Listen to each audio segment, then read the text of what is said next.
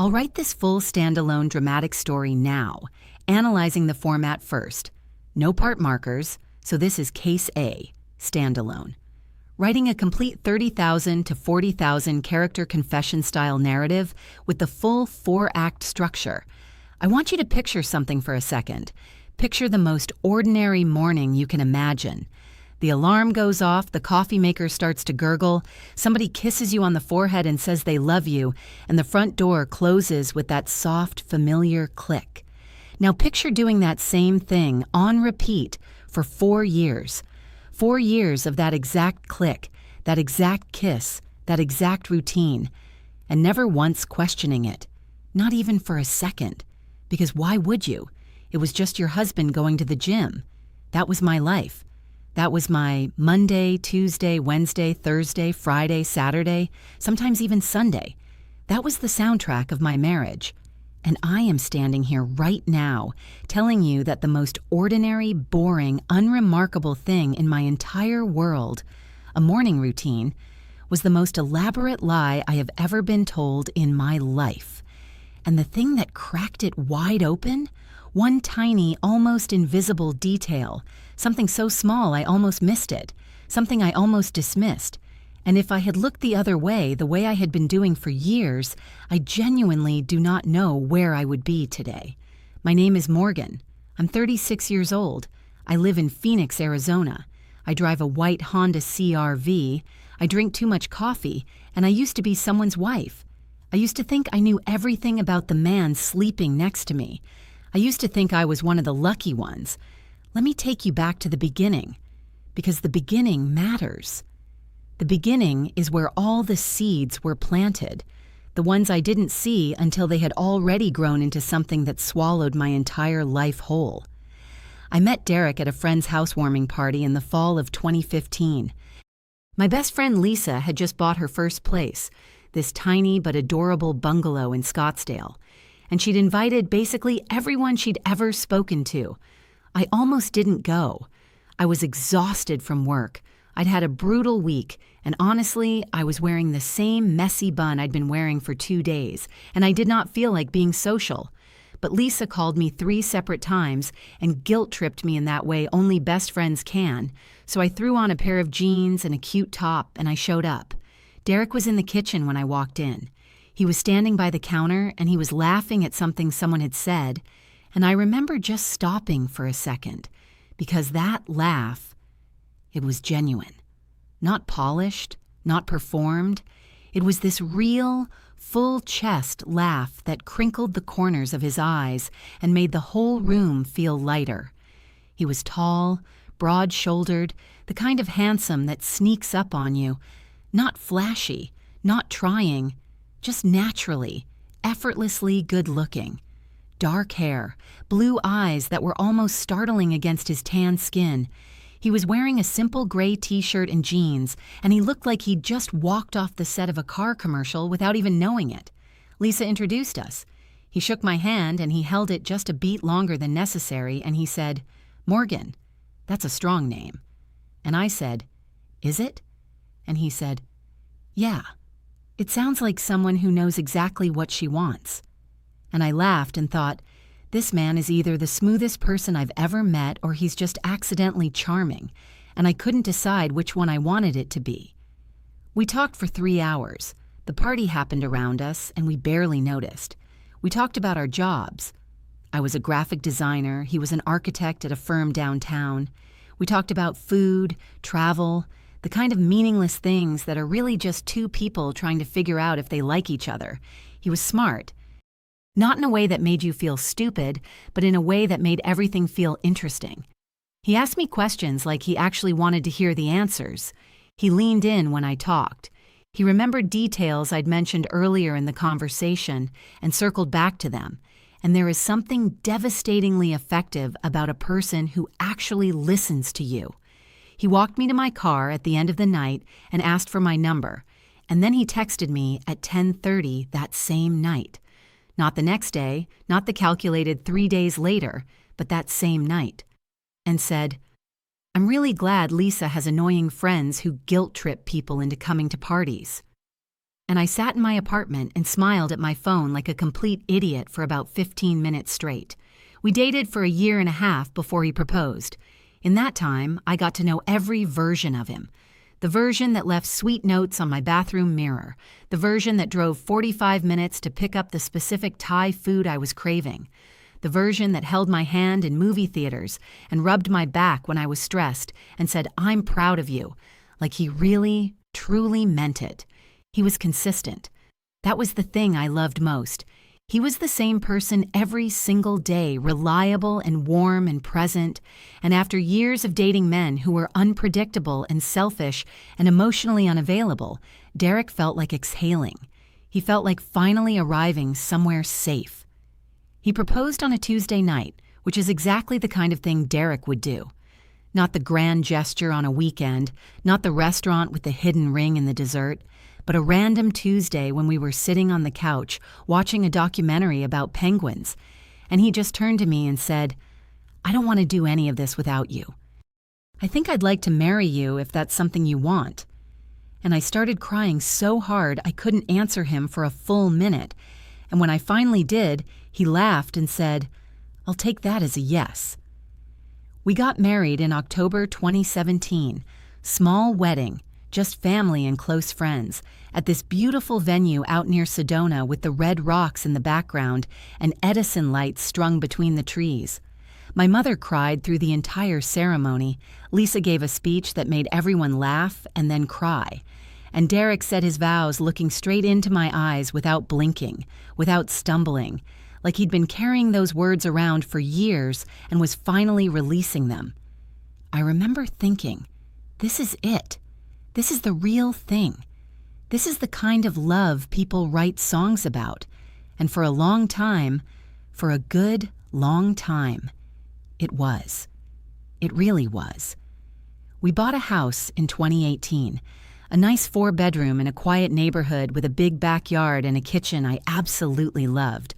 All white cabinets and open shelving and this massive island where I used to sit in the mornings and drink my coffee while Derek made us breakfast.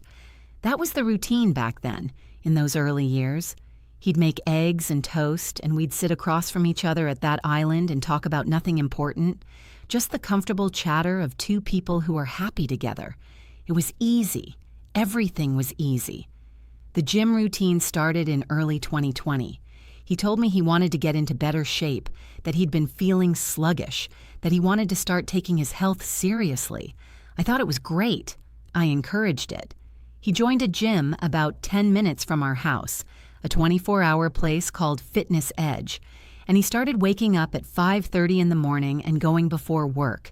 And I, being a person who does not and will never voluntarily get out of bed at 5:30 in the morning, stayed asleep. Within a few weeks, it had become totally ingrained. He set his alarm for 5:15 so he had time to get ready before leaving at 5:45.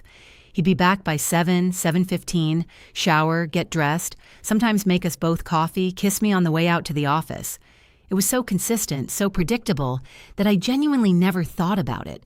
It was just part of the background of our life together, like the sound of the refrigerator running or the neighbor's dog barking on trash day. You stop hearing it after a while. You just accept it as the texture of your days. And here's what I need you to understand, because I think this is the part that's hardest to explain to people who haven't lived it. When something is that consistent, when something has been the same every single day for months and then years, your brain files it away in a place labeled safe. Your brain does not examine it anymore. Your brain says, "I know what this is. I know what this means. This requires no further investigation," and you move on. That's what mine did. For 4 years, that's exactly what my brain did. I want to be honest with you about something. There were moments, small, fleeting moments, where I felt a tiny flicker of something I couldn't quite name. Not suspicion exactly, more like a subtle wrongness. A note that was slightly off-key in an otherwise familiar song, but they were so small and so brief that I genuinely did not know what to do with them, so I just buried them under the pile of ordinary life and kept going. The first one I remember was probably about a year into the gym routine, so sometime in 2021. I was looking for the car registration because we had to renew it, and I was digging through the center console of Derek's car. He had borrowed mine the week before and left it there, and I found a receipt. Gas station, about 12 miles from our house, time-stamped 6:47 in the morning, which shouldn't have been strange. He could have stopped for gas any morning, no big deal. But the gas station was in completely the opposite direction from the gym, not a detour, not even a roundabout route. It was 12 miles in the wrong direction. I remember staring at that receipt for a moment. I remember that little flicker. And then I put it back in the console and told myself he'd probably just tried a new route that day. Maybe there was traffic, maybe he needed gas, and that was the nearest station. And I drove us to dinner and forgot about it entirely. Girls, I want to slap myself. I genuinely do. The second moment was maybe 6 months after that, winter of 2021, a Sunday morning. I'd gotten up to get some water, and I passed through the living room and glanced out the window. We have a big front window that looks out onto the driveway, and I noticed Derek was standing by his car. Not in the car, not walking toward the house, just standing there, phone pressed to his ear, completely still, back toward the house so I couldn't see his face. He was already dressed in his gym clothes, and it was barely 5:40 in the morning. I watched him for maybe 30 seconds. He wasn't moving. He was listening to whoever was on the other end of that call, and something about the way his shoulders were set, tight, angled inward, protective, felt wrong to me. When he finally came back inside, I was already in the hallway pretending I'd just woken up to use the bathroom, and I said, "Who are you calling so early?"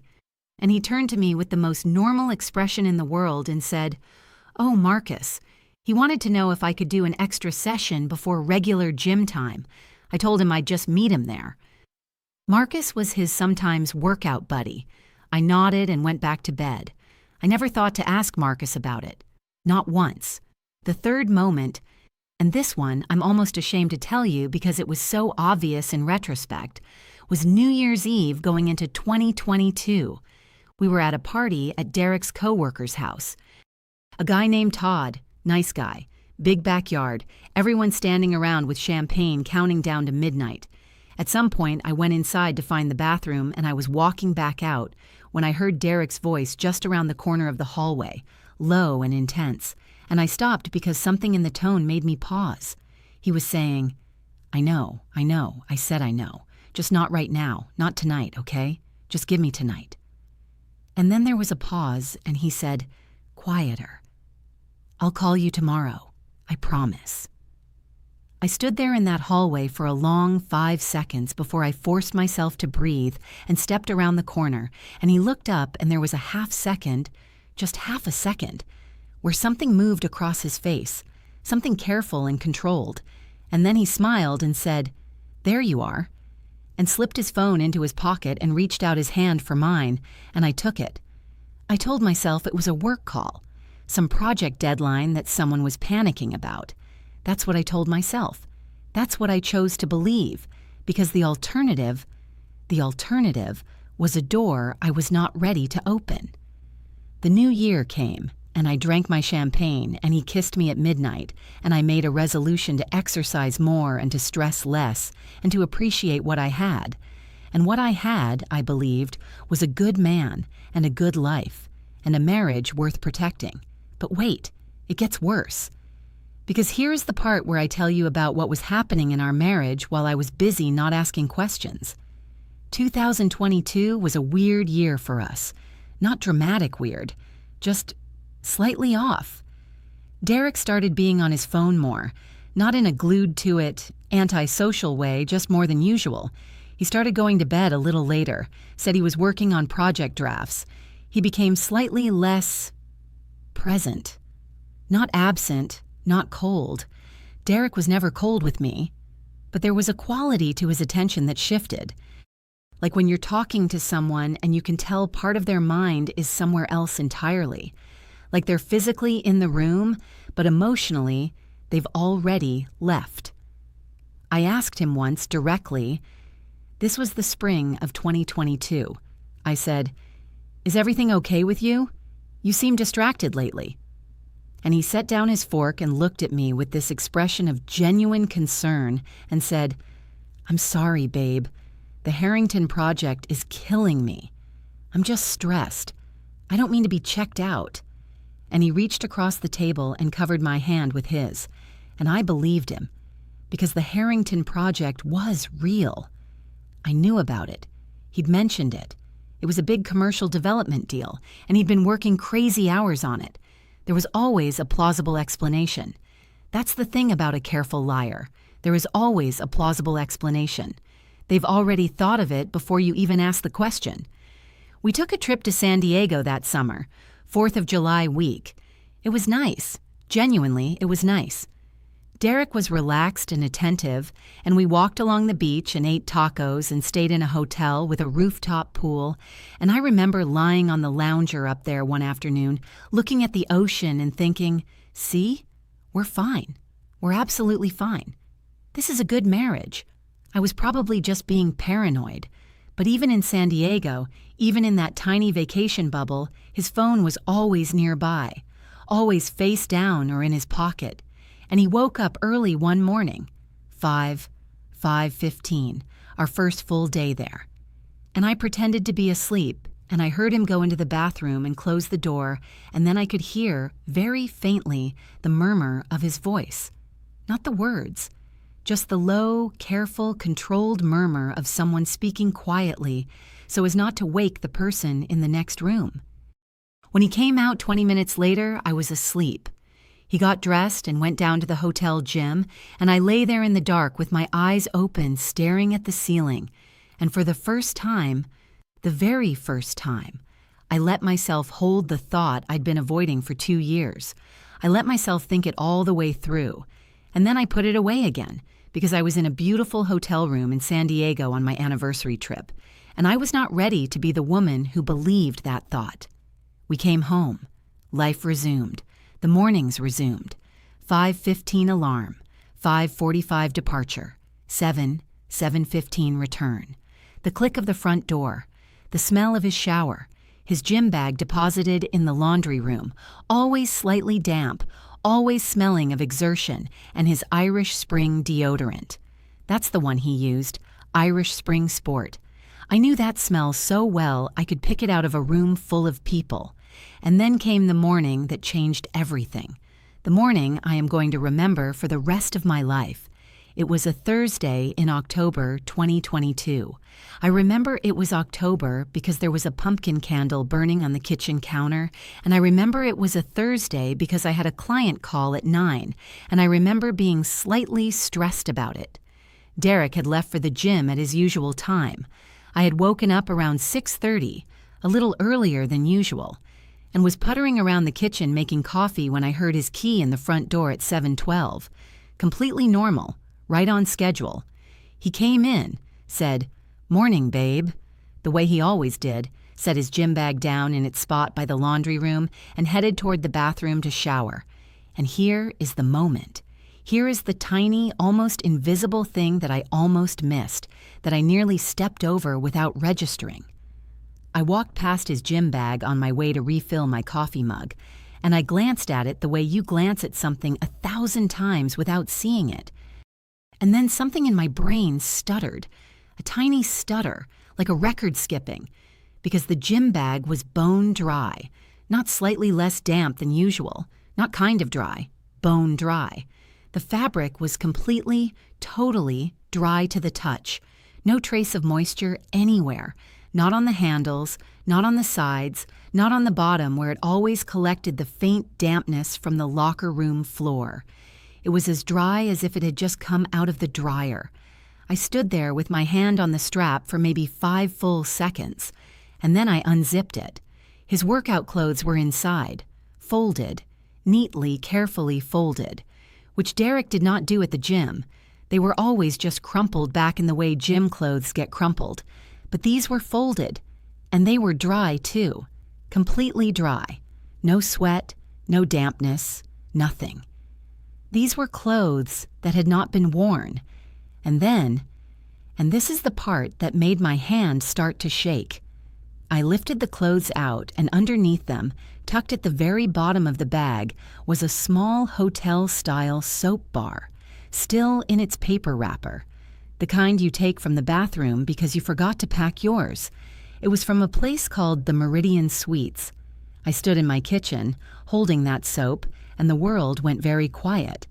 The kind of quiet where you can hear your own pulse. I put everything back in the bag exactly how I found it. I went to the kitchen and poured my coffee and sat down at that island, the same island where we used to eat breakfast together when everything was easy. And I held my mug in both hands and stared at the wall. When Derek came out of the shower 20 minutes later, hair damp, dressed for work, I smiled at him. I handed him a coffee. I said, "Good workout." And he said, "Yeah, really good. Pushed myself on the weights." And I said, "That's great." And watched him drink his coffee, and the whole time I was screaming inside. The Meridian Suites. That night, after Derek went to work, I pulled up the website. It was a boutique hotel about 11 miles from our house. Nice place. Not a dive motel, not a hookup by the hour spot. A legitimate, pretty hotel. Rooftop bar, restaurant, business center, the works. Nightly rate around $120. I went through our joint credit card statement that afternoon. I went back 3 months, then 6 months, then a year. I found nothing from the Meridian Suites, no charges, nothing from any hotel, nothing unusual at all on the joint account, which meant he had another way of paying, cash or a separate card. Imagine how I felt at that moment, sitting at my own kitchen table in my own house, with the pumpkin candle still burning and the afternoon light coming through the windows the way it always did, and realizing that the man I had been sleeping next to for 7 years, the man I had told everything to, the man I had laughed with and cried with and built a home with, had a second financial life that I knew nothing about. I called Lisa. I didn't tell her everything, not yet. I just said I needed to talk and could she meet me for coffee. And Lisa, being Lisa, showed up 30 minutes later without asking a single question. I sat across from her at our usual coffee place and I told her about the gym bag, the dry clothes, the soap. She listened without interrupting, which was unusual for Lisa, and when I finished, she was quiet for a moment, and then she said very carefully, "Morgan, what do you want to do?" And I said, "I need to know the truth. I need to actually know." She nodded. She reached across the table and squeezed my hand, and then she said, "Then we figure it out, together. But you have to be prepared that you might not like what you find." And I said, "I already don't like what I'm thinking." And she said, "I know." Here is where I have to be honest about something uncomfortable. In the days that followed, I became a person I don't entirely recognize. I became someone who checked her husband's phone when he was in the shower, someone who memorized the name of every contact and looked for patterns, someone who drove past his office at random times just to make sure his car was there. I am not proud of any of it. But I think anyone who has ever suspected the person they love of betrayal will understand the compulsion. You become obsessed with the truth because the uncertainty is more painful than almost anything you can imagine. The not knowing is its own kind of torture. What I found on his phone, the one morning he left it on the counter while he went to get something from the garage, stopped me cold. I had maybe 4 minutes. I moved fast.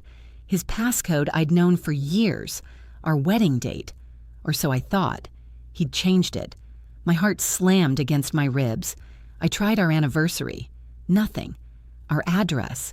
Nothing. His mother's birthday. And then, I don't know why I tried this, some instinct I can't explain.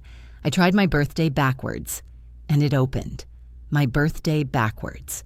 He'd used my birthday backwards as a passcode to lock me out of his phone.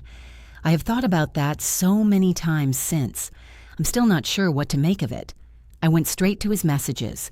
There was a contact saved as R&D Team Lead. That should have been a work contact. But the last message from R&D Team Lead was sent at 6:51 in the morning 2 days ago. A string of heart emojis, and then, "Can't stop thinking about this morning. You're everything."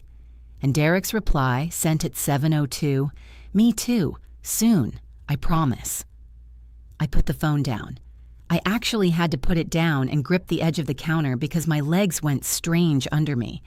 I stood there for about 10 seconds completely still, and then I picked it back up and went through every message in that thread. They went back 14 months. 14 months of messages from this contact. I scrolled as fast as I could. The content of those messages, the intimacy of them, the casualness of them, the way they talked to each other like two people who were deeply, completely inside each other's lives, made me feel physically sick. Her name, based on one message where he'd written it out, was Jenna. That was all I got before I heard Derek's footsteps coming back from the garage, and I put the phone back exactly where it was and walked to the refrigerator and opened it and stood staring into it like I was trying to decide what to have for breakfast, which is what I was pretending to do when he walked back in. "What are you looking for?" he said. "Nothing," I said. "Just checking if we're out of orange juice." "We are," he said. "I'll grab some on the way home." "Okay," I said. "Thanks." And that was the conversation. He kissed me on the cheek, grabbed his keys, and left for work. And I closed the refrigerator and sat down on the kitchen floor. Not in the chair, on the actual floor. And I sat there for a long time. Jenna, R&D team lead, 14 months of messages, the Meridian Suites, a gym bag full of dry folded clothes, 4 years of a 5:30 alarm. I called Lisa from the kitchen floor. She came over within the hour. She sat on the floor with me.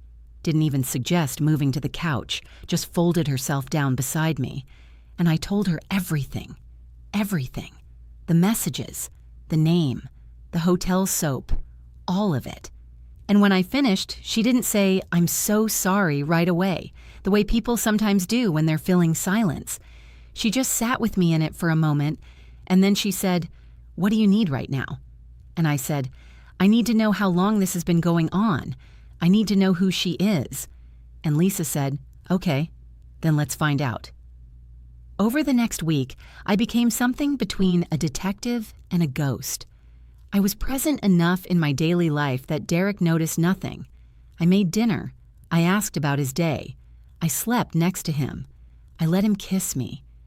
Every single moment of that was an act of will that took everything I had. Every single night I lay in the dark listening to him breathe, and I thought about Jenna. I thought about what they talked about. I thought about 14 months of messages.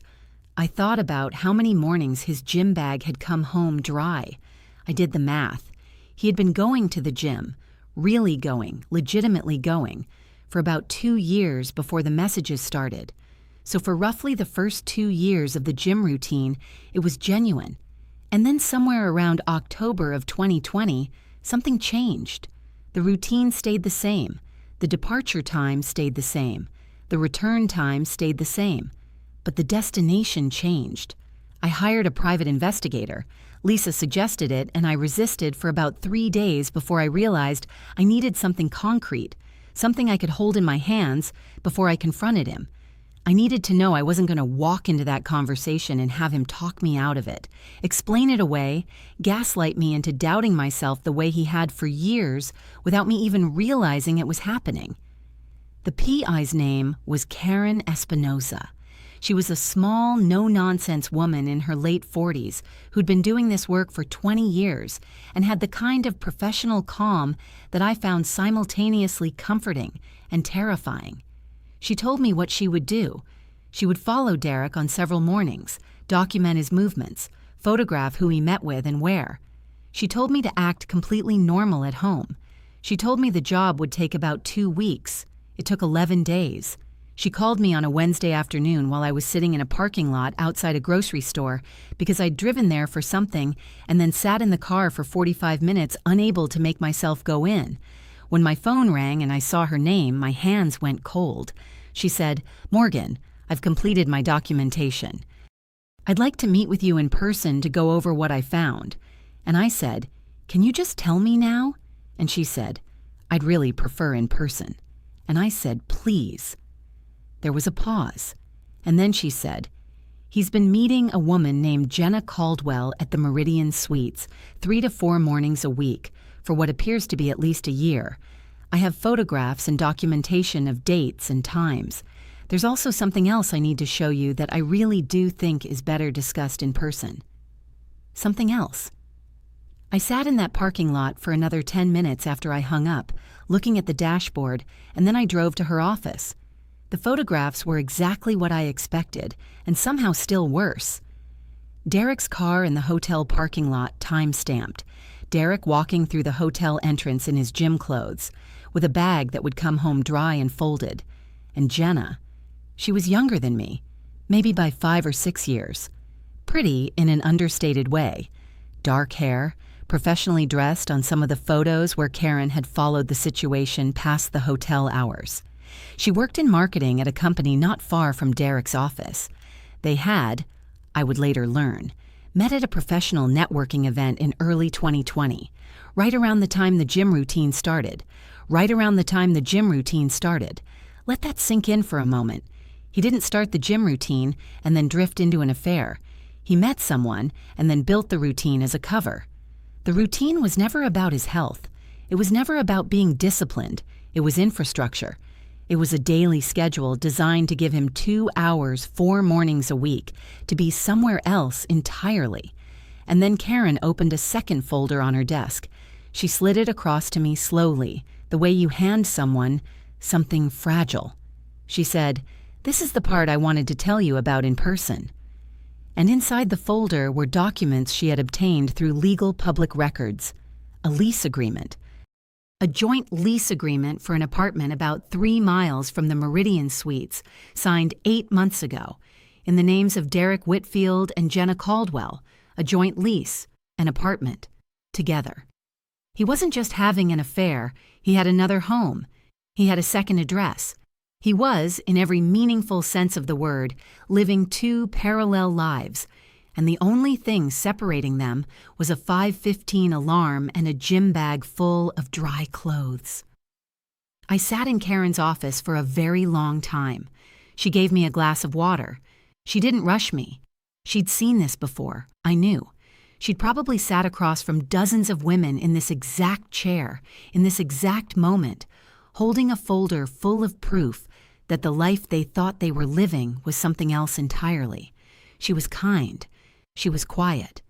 And when I finally stood up to leave, she put her hand briefly on my arm and said, "Whatever you decide to do next, you take the time you need first. Don't make a decision when you're in the first hour of this."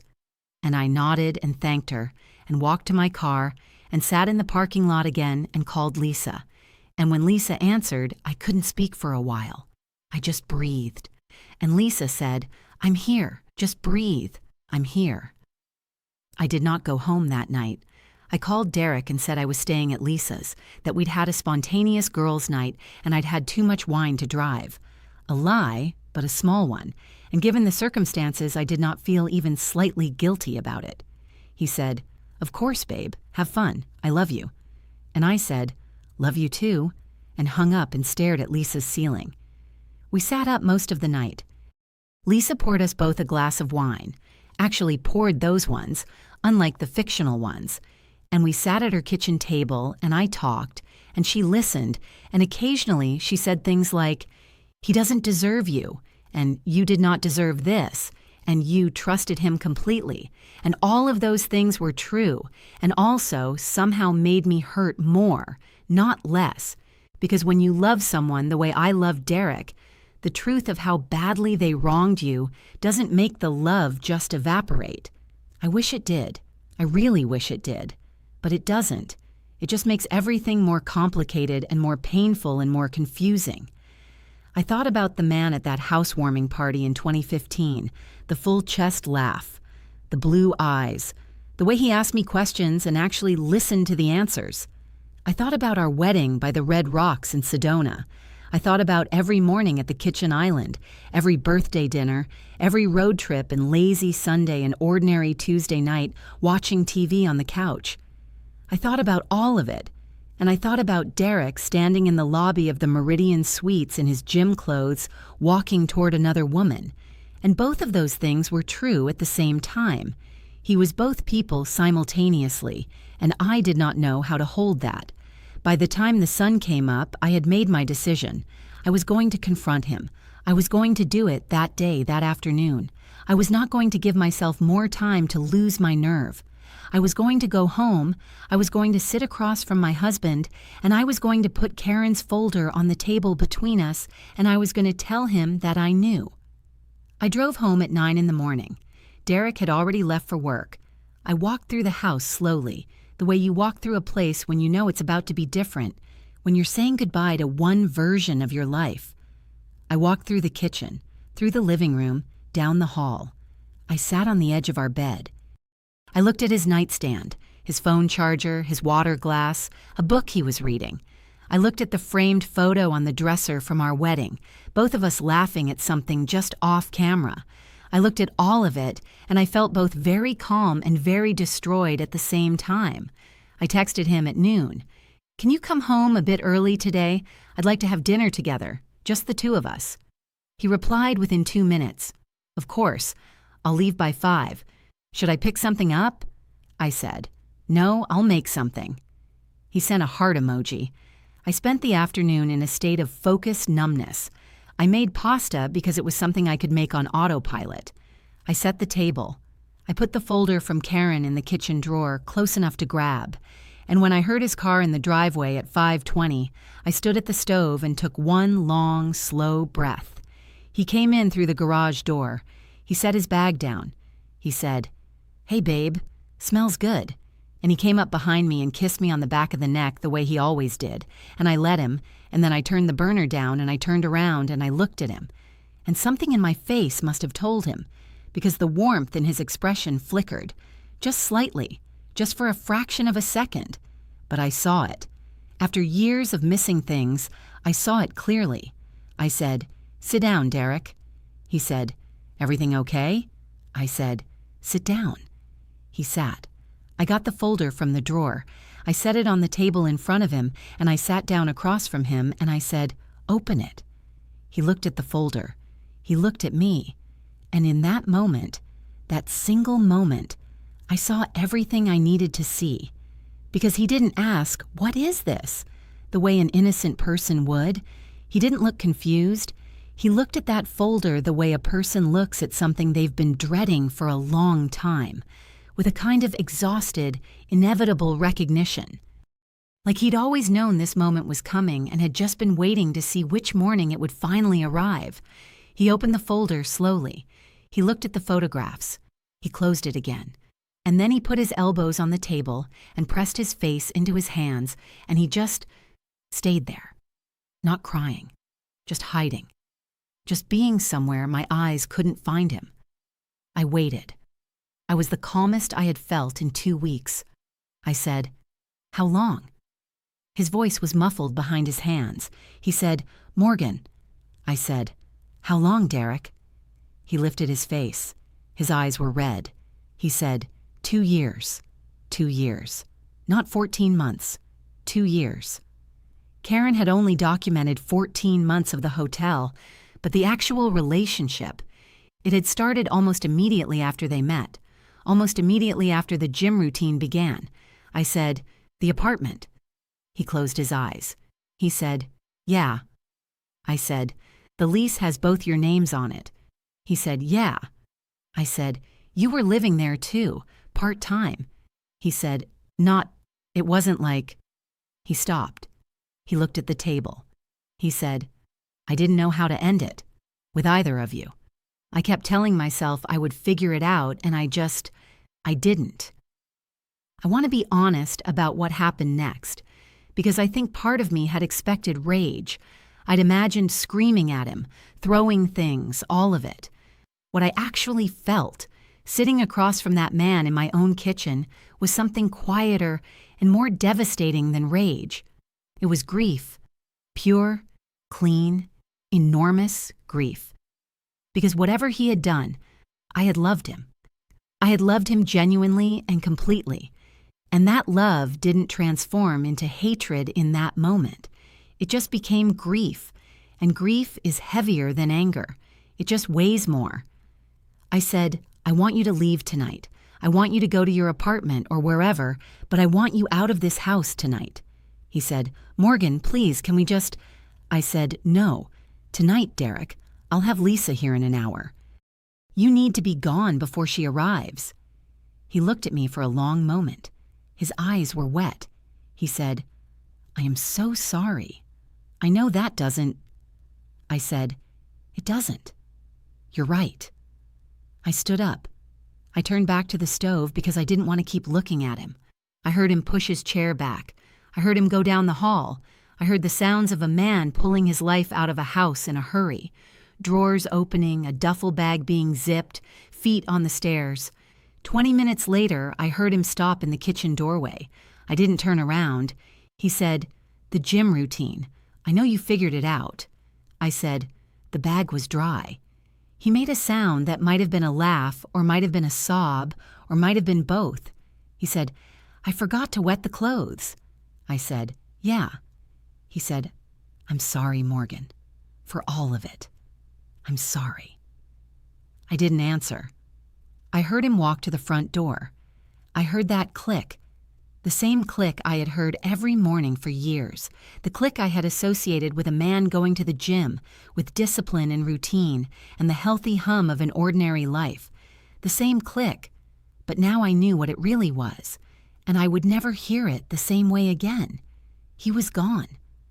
I called Lisa. I turned off the stove. I sat back down at the kitchen table and I looked at the folder and I thought about all the mornings, all 4 years of them, all the times he had kissed me and said he loved me and walked out that door towards somewhere else. All the times I had felt that tiny flicker of wrongness and talked myself out of it. All the gas station receipts and early morning phone calls and face-down phones and moments in hallways at New Year's parties that I had quietly buried under the weight of wanting to believe. I thought about the soap bar, the Meridian Suites, still in its wrapper, tucked at the bottom of a gym bag full of dry, folded clothes. I thought about the person who had started paying attention. One tiny detail, that's all it was. One morning where I happened to walk past, one moment where my hand touched the fabric of that bag and something in my brain said, "Wait." One moment where instead of burying the flicker, I followed it. Just that one time. And everything collapsed. Everything that needed to collapse. Lisa came over and she brought wine and takeout, and she sat on my couch with me, and we didn't talk about Derek for a while. We talked about stupid things. We watched half a movie. And somewhere around 10 o'clock that night, sitting in my house that felt both completely foreign and deeply, stubbornly mine, I felt something shift inside me. Not healed. God, nowhere near healed. But something solid in the shifting ground. Something like, I am going to be okay. Not tonight. Not for a while. But eventually, in the way that you know a broken bone will eventually knit itself back together, even when it's still screaming with pain. The divorce took 8 months. It was painful in the way divorces always are, paperwork and lawyers and splitting up furniture and the strange bureaucratic dismantling of a life built together. I found out during that process that Jenna Caldwell had ended things with Derek about a month after I asked him to leave. I don't know why, and I didn't ask. I thought about reaching out to her once, not in anger, just to understand her version of things. But I decided I had enough truth to carry. I didn't need more. Derek tried twice to have longer conversations with me. The first time, I listened. He talked about feeling lost in our marriage, feeling like he had let the distance grow and then didn't know how to close it, meeting Jenna at a moment when he was vulnerable and making a choice that compounded into a life he couldn't explain or sustain. He wasn't making excuses, or at least he was trying not to. He said, at one point, "I became someone I don't recognize. I don't know how I let it get this far." And I believed him, actually. I believed that he believed it. But believing it didn't change what he did. And understanding why someone does a thing and forgiving them for it are two very different processes on very different timelines, and I think it's okay to be somewhere in the middle of both. The second time he tried to talk, I told him gently that I didn't have anything more to say. Not in anger, just in truth. I still live in the house. I kept it in the settlement. I repainted the bedroom a deep sage green, the color I'd always wanted it and Derek had said was too dark. And I bought new bedding and I rearranged the furniture and I made it mine in all the ways it had only been ours before. The kitchen island is still there. I still drink my coffee at it in the mornings. But now I do it alone.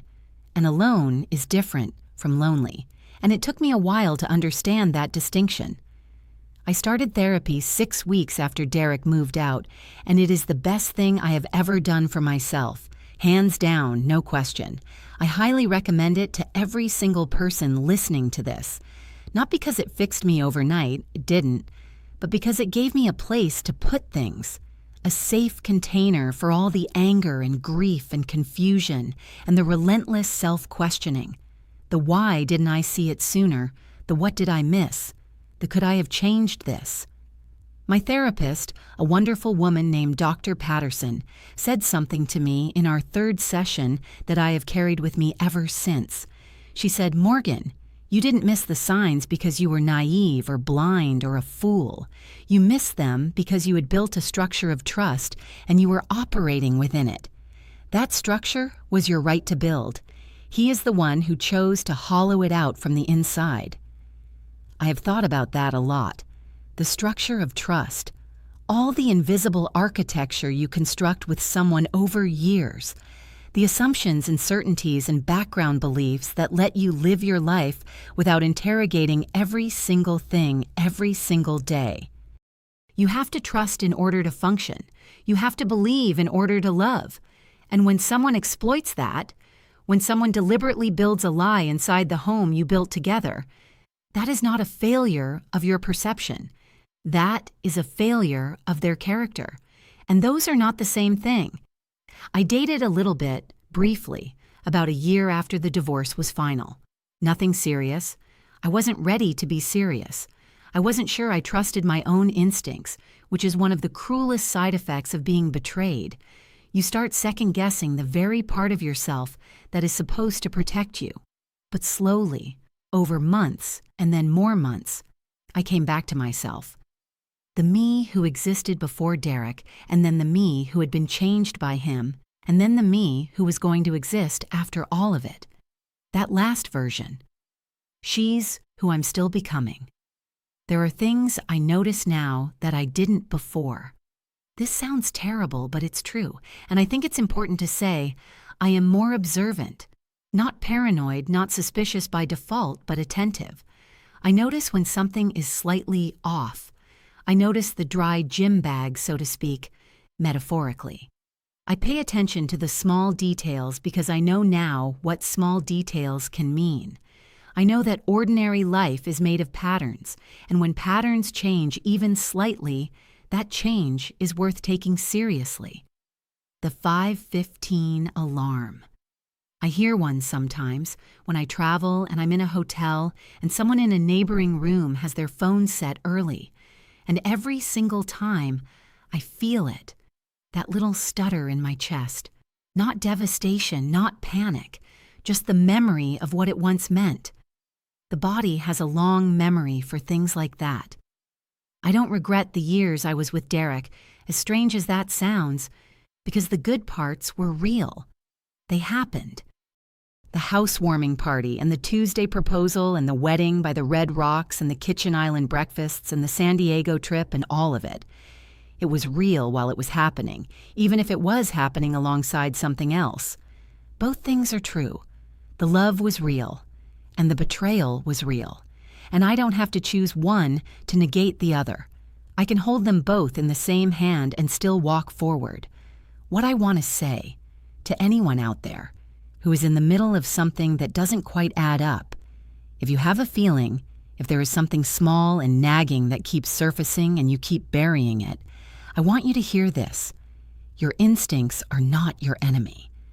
The thing that made me examine that gym bag, the thing that made me stop and pay attention after years of not stopping, was some quiet part of me that had finally decided it was allowed to know the truth. And you are allowed to know the truth too. Whatever that truth turns out to be. You are allowed to ask the question instead of burying the flicker. It will not be easy. I promise you it will not be easy. But on the other side of the truth, even when the truth is devastating, there is something solid to stand on. There is the beginning of a foundation made of things that are actually real. And real, even when it hurts, is so much better than a beautiful lie. I am still here. I am still standing. I have my sage green bedroom and my kitchen island and my coffee and my best friend who will sit on the floor with me when the floor is where I need to be. I have Dr. Patterson and her container for my feelings and her patient, careful voice. I have the version of myself I was before any of this and the version I'm becoming because of all of it.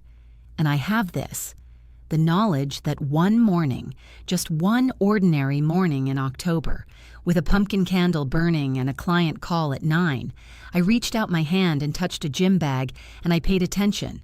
I finally paid attention. And it saved my life.